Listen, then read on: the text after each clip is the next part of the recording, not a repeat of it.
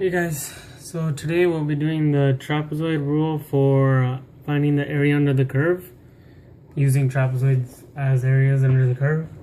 And then so the trapezoid rule, there's a formula for it, and then the formula is the antiderivative from a to b, the bounds from f of x dx, and the formula is b minus a over 2n multiplied by f of x plus 2f of x, and then all it goes on.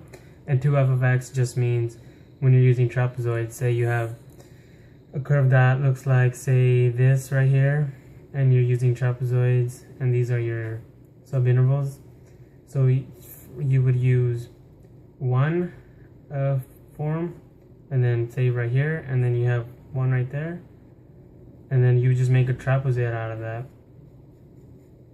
And then the next point they would give you, you would have one right here, and you would make trapezoid out of that. So the f of x would be just these points. But when it says 2f of x, like right here, that means when these two trapezoids, they overlap a side. So they have two sides that share. So that's just multiplied by 2. And then the n is the number of subintervals, 2 times the n, like right here. So for this problem, use the trapezoid rule to approximate the antiderivative from 1 to 4, 4 minus x squared dx, n equals 6. So they're saying make 6 smaller trapezoids to find the area under the curve. So this one's a calculator problem because they gave us a function. So if we graph this from the bounds, x bounds of 1 to 4, we get sort of a downward slope, which is supposed to be a downwards parabola, but from 1 to 4 it looks more of a downward slope. And then so we would use 6 little trapezoids. So the one way I do it is 4 minus 1, the bounds, 3 over the number of subintervals divided by 6. So every trapezoid should be about the width of 0.5.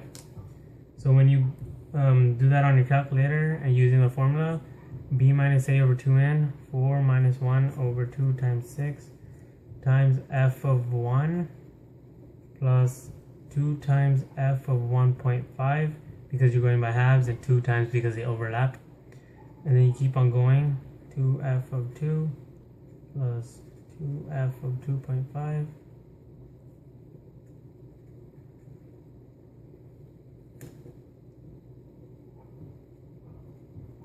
3.5, and the last one doesn't include it 2 times because there's only one side. So the last one is more of a this side, and it doesn't share any side with that any other trapezoid. So it's gonna be just f of 4, and then when you plug these into your calculator and trace that f of 1, you get 3, and then this one's 3.5. This one is f of 2 is 0, so 2 times 0 is 0. And then f of 2.5 is a negative number multiplied by 2, it's negative 4.5. And then this is that one. And then this one is negative 10. F of 3 is negative 5 times 2, negative 10.